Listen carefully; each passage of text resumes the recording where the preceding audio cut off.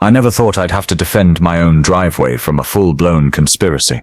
But there I was, staring down the barrel of my worst nightmare.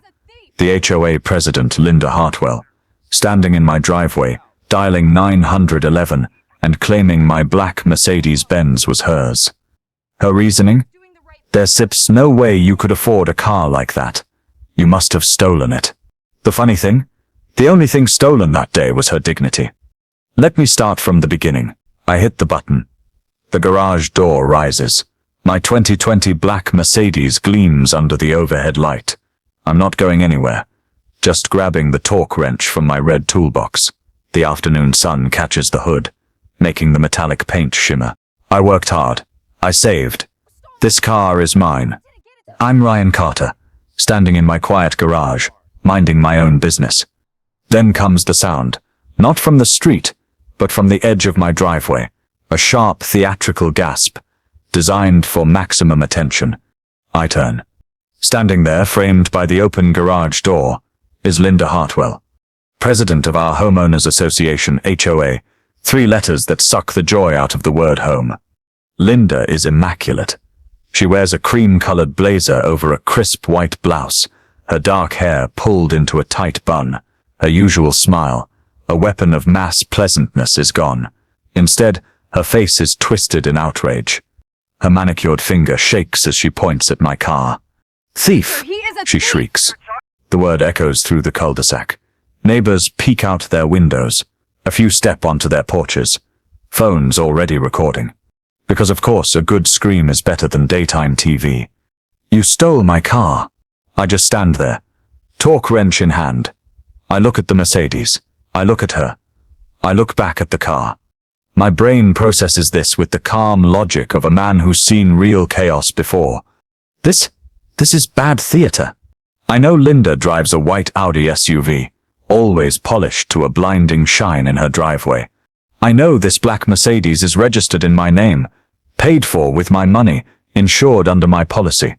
But facts don't matter in the face of a performance like this. "That man," she announces to the growing audience, "is a car thief." She fumbles for her phone, hands shaking with what she must believe is righteous fury. I lean against my toolbox and cross my arms. I don't say a word. Arguing with a hurricane is pointless. You just board up the windows and wait for it to pass. My wife, Sophia, appears at the kitchen door, holding a wooden spoon.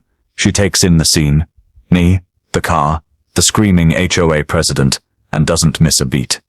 "Ryan," she says, voice dripping with mock disappointment, "what did we say about stealing cars from the neighbors? You have a problem, honey. We need to get you help." A small smile touches my lips. This is why I love her. Linda, however, does not appreciate the humor. She glares at Sophia, then puts the phone to her ear. "Yes, 911? I need to report a grand theft auto in progress." The wait for the police is awkward. Linda stands guard at the end of my driveway, like a self-appointed sentinel of justice. I stay in my garage. Sophia brings me a glass of iced tea. We watch. The neighbors retreat back inside. The show is now in slow intermission. Finally, a patrol car rolls up. 2 officers step out. Detective Reyes and Officer Vance. Good cops, but they have the weary look of men who've answered too many ridiculous calls in suburbs like this. "What's the situation, ma'am?" Reyes asks, voice flat. Linda points at me and shrieks. "Arrest that thief! That Sip's my brand new Mercedes. He must Sip stolen the keys." She launches into a wild, speculative narrative. Reyes listens, his eyes occasionally flicking to me. I give a slow shrug. Eventually, Reyes holds up a hand. "Sir," he says, walking up my driveway, "can we have a word?" "Of course, officer," I say calmly. "Come on in." I lead them to the car. "This is your vehicle?" Vance asks, notepad out. "It is," I say. "Sep got the title, registration and insurance in the glove box. Want to see? Please." I pull out the documents. Reyes radios in the Vernon. We wait. The dispatcher Sip's voice crackles back. "Clean.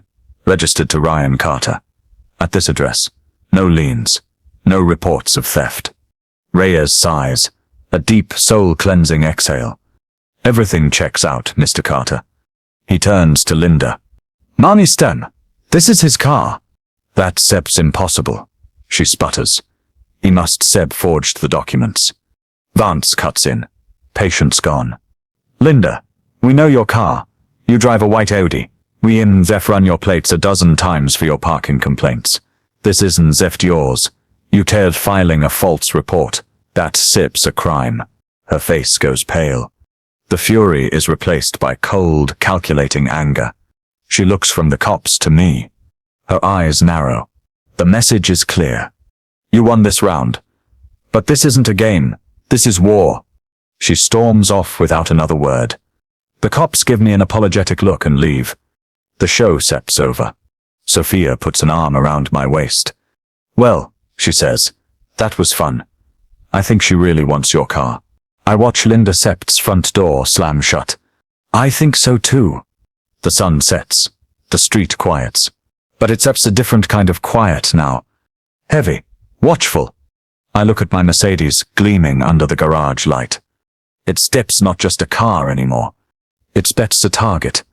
And I know, with a chill, that Linda Hartwell just fired the first shot. 2 days later, the real move comes. Not a cannonball, but a swarm of paperwork. Little white envelopes appear under my door.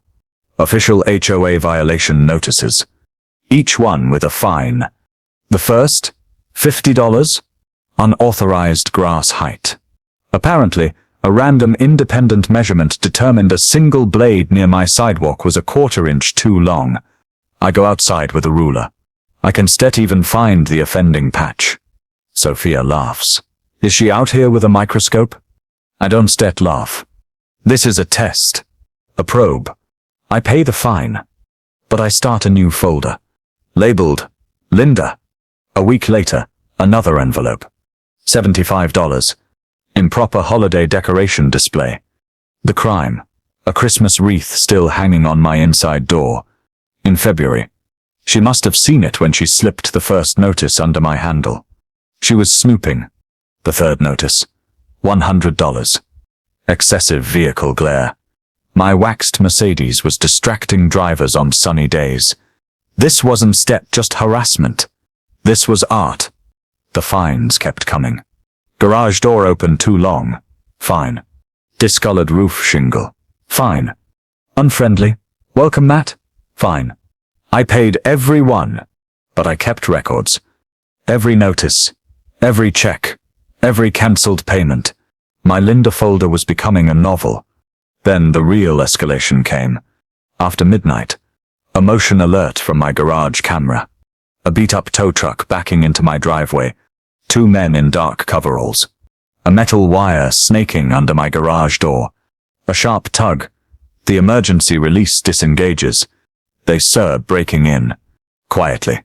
Professionally. I watch from my phone. My blood runs cold.